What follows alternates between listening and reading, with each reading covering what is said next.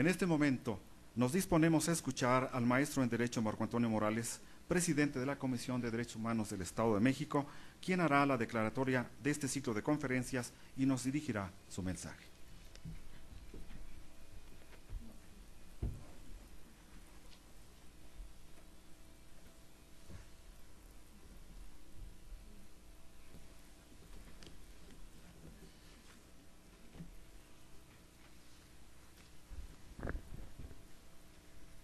Señor presidente de la Sociedad Mexicana de Geografía y Estadística, muy distinguidos integrantes del Presidium, muy apreciados asistentes, señoras, señores, en reciente reunión académica muy semejante a la que ahora nos reúne, comenté que cuando escuchamos la palabra justicia no podemos evitar la reflexión de que como un acto volitivo pertenece estrictamente al ser humano y que éste, desde su incuestionable libertad de hacer o no hacer, puede decidir sobre sus actos. Pero también señalábamos que la justicia, como un bien jurídico, necesariamente debe ser tutelada por el Estado. También se señalaba que cuando vinculamos justicia penal y derechos humanos, era un evento precisamente en torno a la reforma de la justicia penal, nos enfrentábamos a la complejidad de la interpretación estricta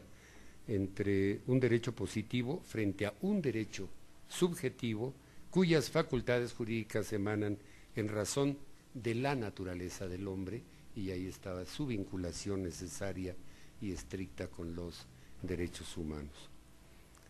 Afortunadamente todos somos testigos de los cambios que nuestro sistema jurídico en las últimas décadas ha registrado, una importante evolución tanto en la procuración de justicia como en la administración de justicia, desde luego sin dejar de subrayar los avances que se han registrado en los mecanismos de protección y defensa jurisdiccional y no jurisdiccional de los derechos humanos. Esta defensa jurisdiccional y no jurisdiccional de los derechos humanos es lo que ha metido en muchísimas reflexiones, muy complejas por cierto, a nuestra sociedad jurídica. El inicio de esta nueva época, de estos cambios en nuestro sistema jurídico, pues fue desde el 2008 con las reformas y adiciones a la Constitución política de los Estados Unidos mexicanos, consagrándose en ellas, en estas reformas, las bases del nuevo sistema de justicia penal, en el que juegan un papel preponderante los derechos humanos. Y quizá uno de los aspectos de mayor relevancia en toda esta acción reformista ha sido la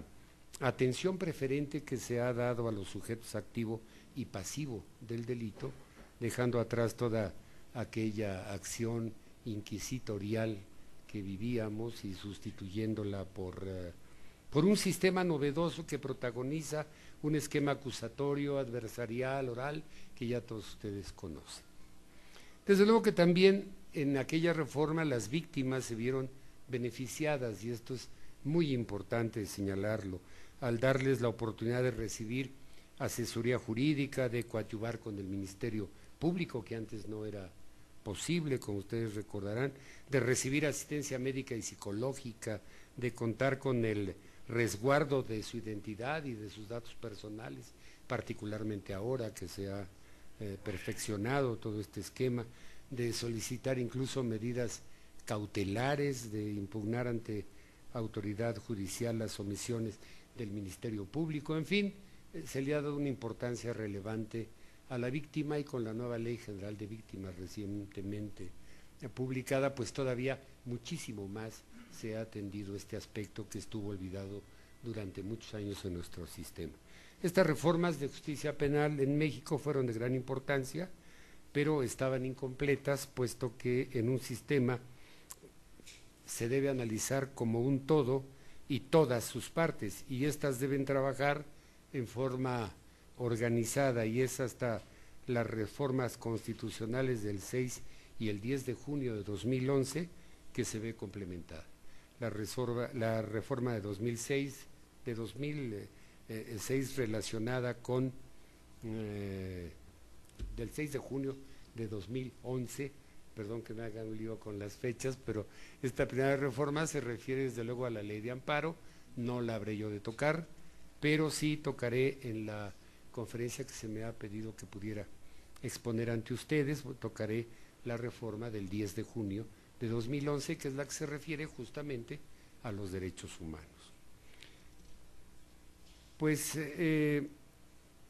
moderno posicionamiento del humanismo y de la atención preferente al ser humano como persona, ustedes saben, el principio pro persone, pues dio como consecuencia el empoderamiento del principio pro individuo, el rescate de la cultura de los deberes fundamentales del hombre, tanto en su condición individual como en su expresión colectiva y social.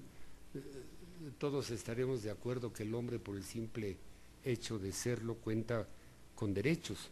Si bien es cierto que están relacionados a la época en la que son reconocidos, no se necesita en sí que la historia de los mismos nos den como consecuencia el fundamento de su existencia. Los derechos humanos son, desde cierto punto, basados en una teoría justnaturalista, al menos quienes estemos de acuerdo con la teoría justnaturalista. Habrá quienes estén de acuerdo con la teoría justpositivista y todo es válido. Lo importante es que tengamos un debate sobre los mismos, pero bien, estos si son justnaturalistas estarán de acuerdo con nosotros que son inherentes a la persona, aunque no debemos perder de vista, insisto, que el justpositivismo pues acepta que solamente deben ser garantizados por el Estado en el texto de la ley. Bien, pues las reformas del 10 de junio obedecen a la actualización necesaria del derecho marco internacional en materia de derechos humanos. Ustedes saben que se le da el mismo valor del texto constitucional a los tratados internacionales suscritos por nuestro país, salvo, bueno, con la reciente contradicción de tesis en el caso de Rosendo Radilla, siempre y cuando estos no vayan en contra del texto constitucional. Es la única limitación. Bien, pues a la luz de esta reforma, yo quisiera destacar, lo habré de decir en un momento más, pero sí quisiera destacar que en el título primero, que ustedes recordarán que se llamaba de las garantías individuales, pues ahora se llama de los derechos humanos y sus garantías. Teníamos equivocado ahí el concepto. Estábamos constitucionalmente garantizando las garantías y no los derechos humanos, cuando estos son los procedimientos para poder llevar adelante la vigencia de los derechos humanos. Por ello es tan importante este significativo evento, señor presidente, al que convoca nuestra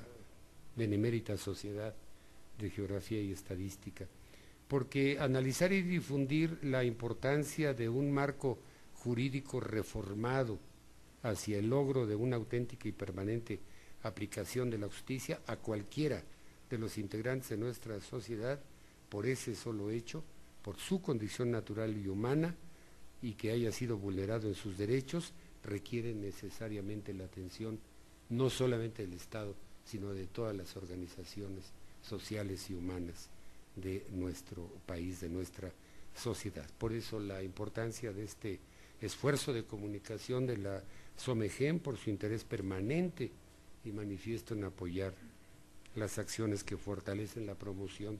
de la cultura de los derechos humanos. Muchas gracias, señor presidente, y si me permite, pues paso a poder declarar las palabras formales de inauguración de este evento. Bien, pues siendo las 12:10, me es muy satisfactorio y honroso poder declarar formalmente inaugurado este ciclo de conferencias, avances y retos de los derechos humanos en México, que sea para bien de toda la sociedad mexicana. Muchas gracias, felicidades.